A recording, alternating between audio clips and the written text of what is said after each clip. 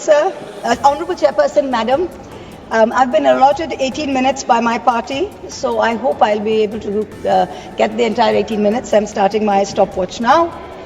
I rise today on behalf of the All India Trinamool Congress to dissect and oppose the Finance Bill 2526.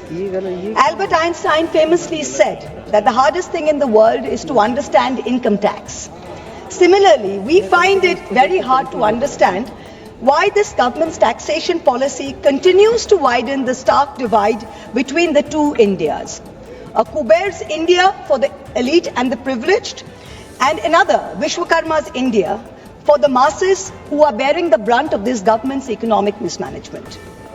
We have just finished the spectacle of the Mahakumbh, with faith drawing millions to the holy Sangam at Prayag. The government is patting itself on its back for organizing the grandest spectacle that humankind has ever seen. It is a small concern that the same UP government who was unable to count the number of deaths in the Kumbh stampedes and give the country a number was magically able to insist that precisely 63 crore people had bathed in the river. Now 63 crores is the entire adult population of India, which statistically implies that every single one of us sitting here has bathed in the Kumbh. I certainly haven't bathed in the Kumbh. Most of us sitting around me have not bathed in the Kumbh. So, but this mirage continues. This great mirage is continuing.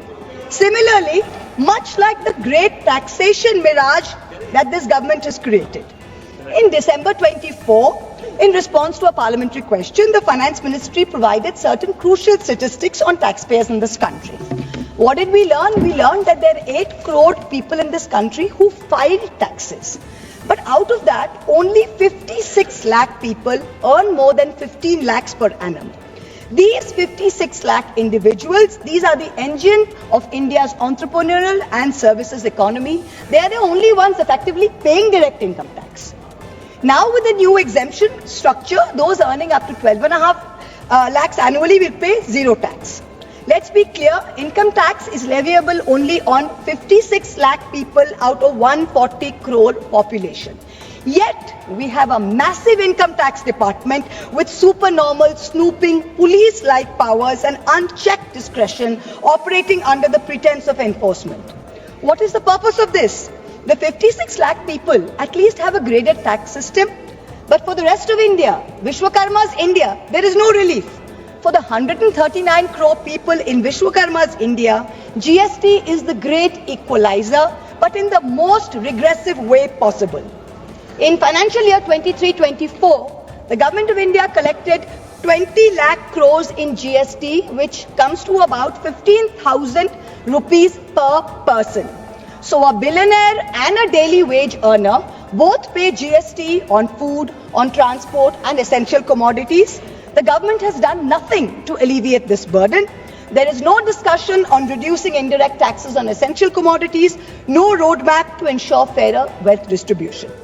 All social sector spending has actually seen contractions. Let me give you a few examples. The finance bill mentions an health and education cess of 4% on income tax. No problem. Everyone's happy to pay this if it goes in the right way. You're taking our money, fine. The Kothari Commission in 1966 had said that 6% of India's GDP must be spent on education. Successive national education policies, including NEP 2020, insisted 6% of GDP must be spent on education. What are we spending today? Around 4.5%. What is China spending? 6.2%.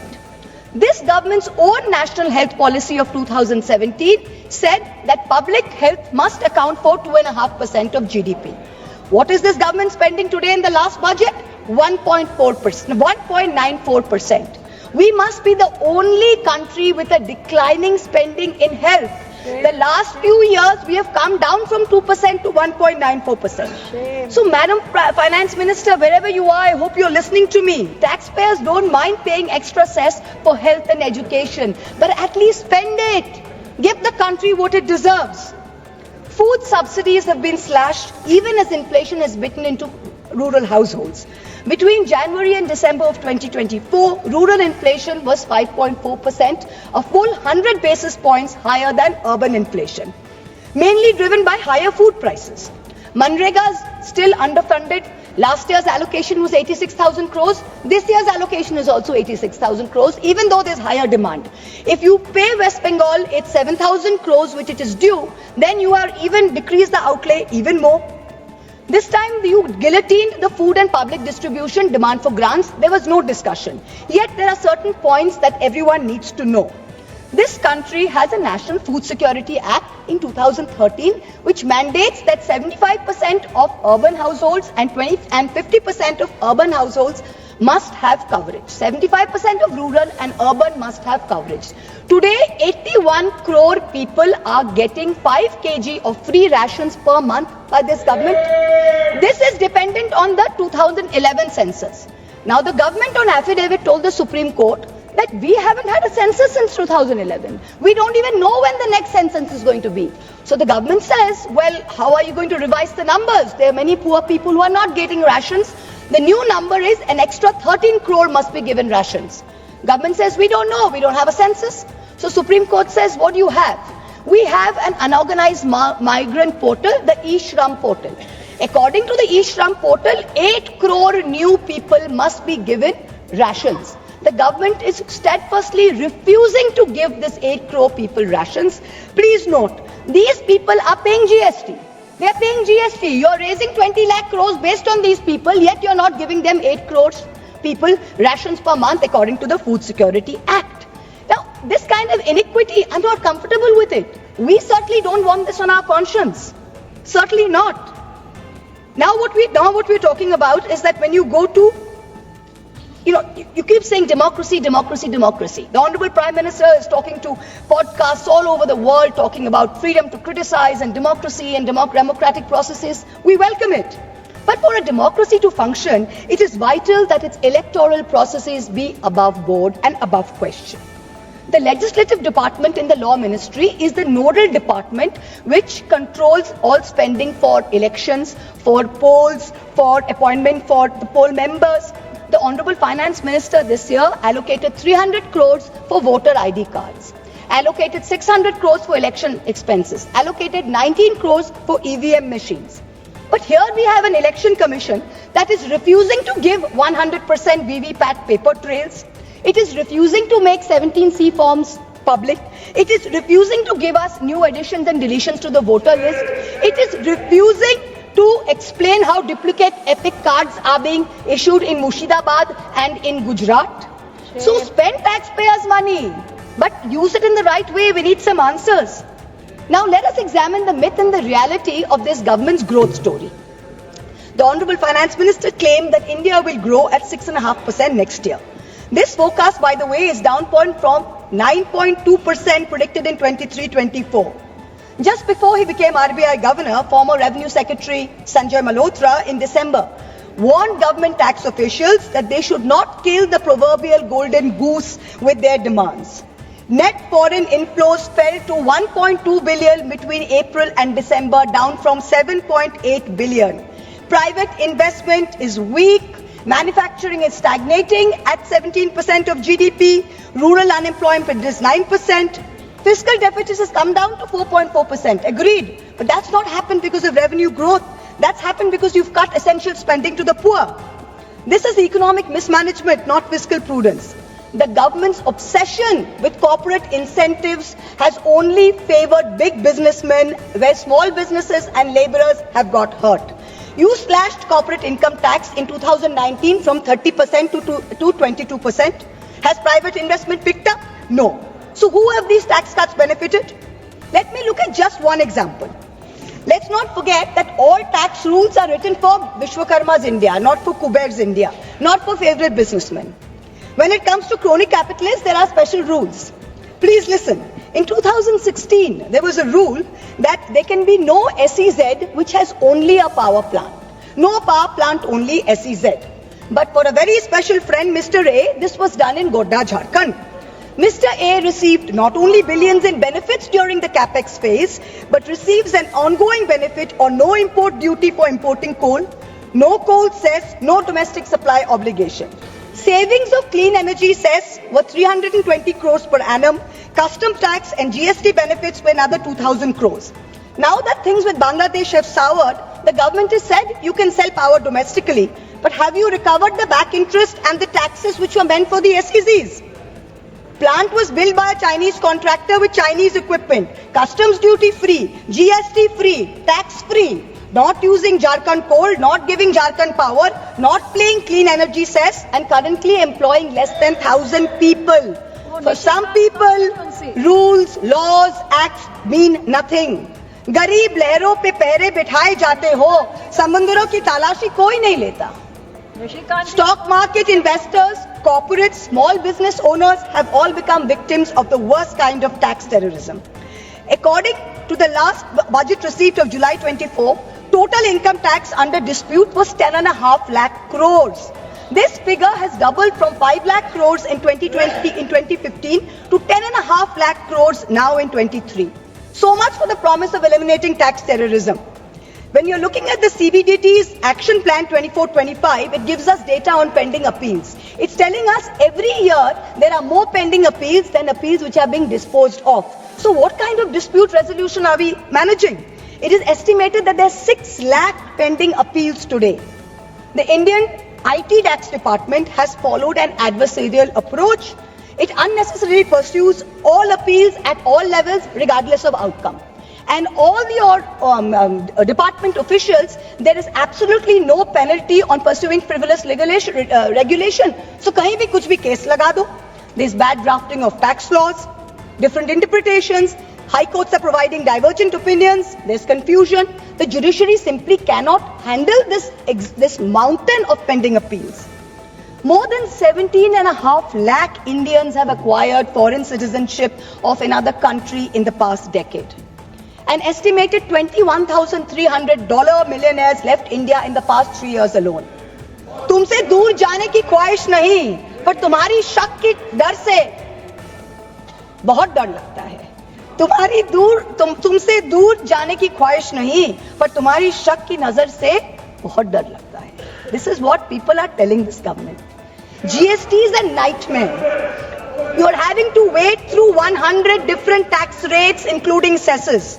Multiple rates, ensuing confusion has facilitated an alarming GST evasion of 2 lakh crores, almost double the 1 lakh crore evasion that was there in fiscal year 2023. 18,000 fraudulent entries have been uncovered, many more are likely. Senator Barry Goldwater, the Republican senator in the United States, famously said that the Income Tax Act has created more criminals than any other act of government. This is really proving true in India's case. Honorable Chairperson, the government's draconian taxation policies have turned our stock market into a breeding ground for tax uncertainty. Let's examine the facts, they're mind-boggling. 2004, capital gains tax eliminated, replaced by a 0.1% securities transaction tax. 2018, BJP government reintroducing 10% long-term capital gains tax. 2024, this long-term capital gains hiked to 12.5%. Short-term capital gains increased from 10% to 15% in 2018 to 20% in 2025. Securities transaction tax hiked by 60% in 2024. Corporate dividends, once taxed at flat 15%, are now taxed at slab rates with TDS. The government and the SEBI have together destroyed wealth creation in the stock market, both domestic and foreign. When you have Europe, when you have the US, you have Singapore, who are aggressively attracting investors, we are driving them away with policy arrogance and excessive taxation. Also, the new Income Tax Amendment Act contains something rather alarming in the fine print.